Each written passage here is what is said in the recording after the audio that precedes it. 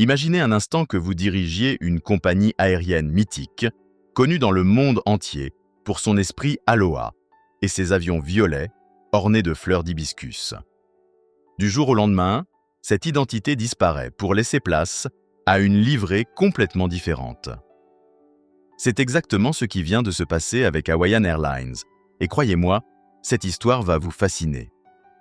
Quand Alaska Air Group a racheté Hawaiian Airlines, personne ne s'attendait à un tel bouleversement. La décision la plus surprenante? Transformer une commande de Boeing 787-9 en 787-10.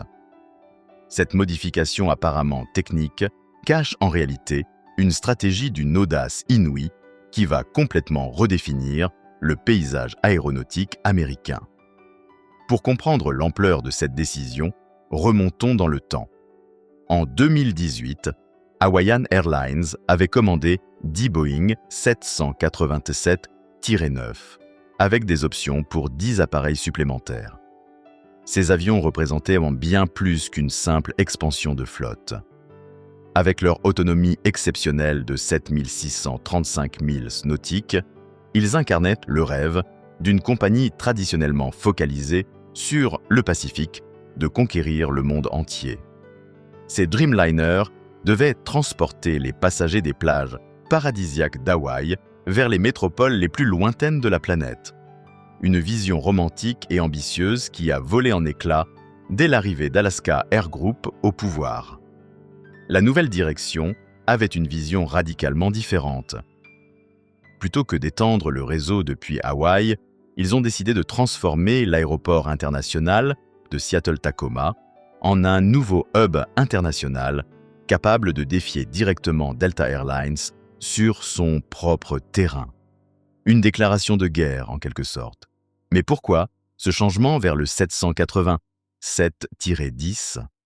La première raison est d'une logique implacable. Depuis Seattle, l'autonomie du -10 de 6330 milles nautiques suffit amplement pour atteindre tous les marchés clés d'Asie et d'Europe. Un vol Seattle-Séoul couvre environ 5200 milles nautiques. Seattle-Tokyo, seulement 4700.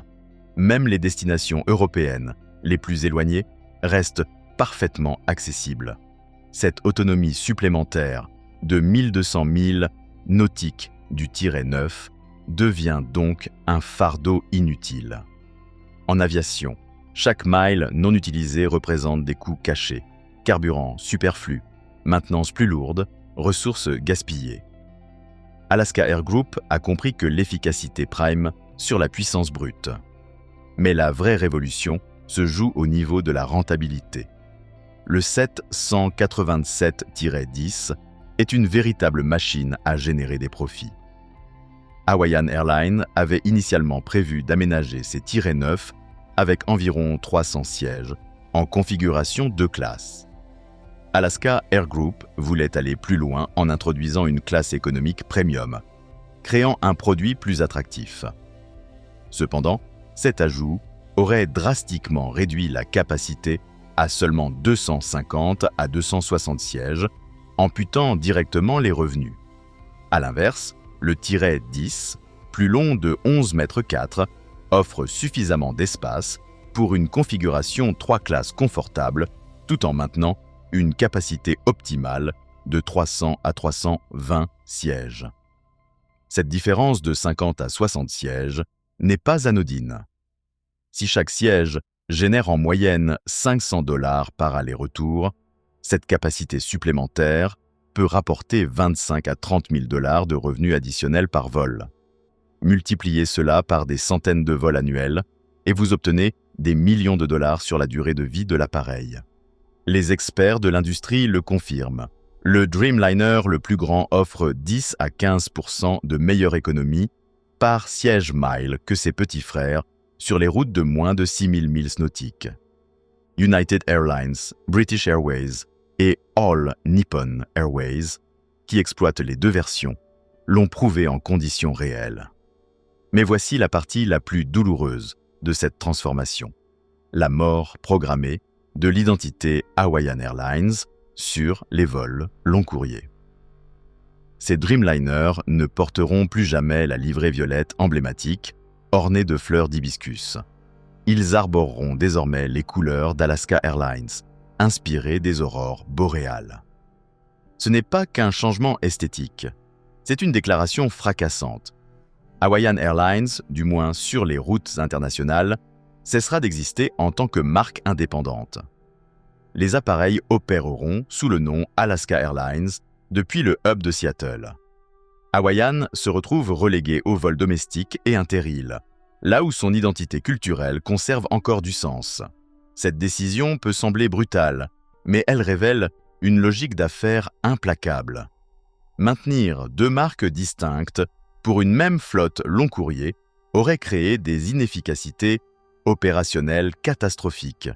Campagnes marketing séparées, produits cabines différents, standards de service divergents. Tout cela représente des coûts supplémentaires et dilue le message de marque. La fusion entre United et Continental Airlines en 2010 illustre parfaitement ces dangers. United avait initialement tenté de préserver certains éléments de Continental, créant un chaos opérationnel. Systèmes informatiques incompatibles, choc culturel, retard massif, annulation en cascade. Finalement, United a dû consolider sous une seule marque.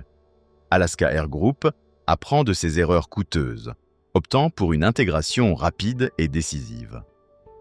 En consolidant sous la marque Alaska, le groupe rationalise ses opérations, exploite sa forte présence à Seattle et présente une image cohérente aux voyageurs internationaux. Cette transformation révèle une vérité cruelle du monde des affaires. L'efficacité et la rentabilité l'emportent toujours sur la valeur culturelle ou historique. Une marque ne survit que si elle s'aligne avec la stratégie globale du groupe. Pour les passagers qui chérissaient l'expérience unique Hawaiian Airlines, ce changement peut ressembler à une trahison. Le service chaleureux, l'ambiance inspirée des îles, tout ce qui distinguait Hawaiian risque de se diluer dans l'identité plus corporate d'Alaska. Pourtant, cette consolidation s'inscrit dans une vision stratégique grandiose. Alaska Air Group prévoit de faire de Seattle un hub international majeur avec 12 routes intercontinentales d'ici 2030. Tokyo, Séoul, Londres, Rome. Autant de destinations qui défieront directement Delta Airlines. Le groupe investit massivement dans l'expérience passager. Sièges, lit flat améliorés, nouvelle cabine économique premium, sièges rehaussés en classe économique. L'objectif n'est pas seulement de concurrencer sur les prix, mais aussi sur la qualité de service. Cette stratégie flexible, avec 2 variantes de Dreamliner, offre une adaptabilité remarquable. Les tirets 9 pour les ultra-longs courriers, les tirets 10 pour les routes à forte demande. Une approche qui démontre qu'Alaska Air Group est prêt à briser les traditions pour maximiser les profits et construire un nouvel empire aéronautique. Au final, même si l'identité Hawaiian Airlines s'efface sur la scène internationale, elle renaît sous une forme plus forte et efficace avec Alaska Airlines. Un sacrifice stratégique qui pourrait bien redéfinir l'aviation américaine.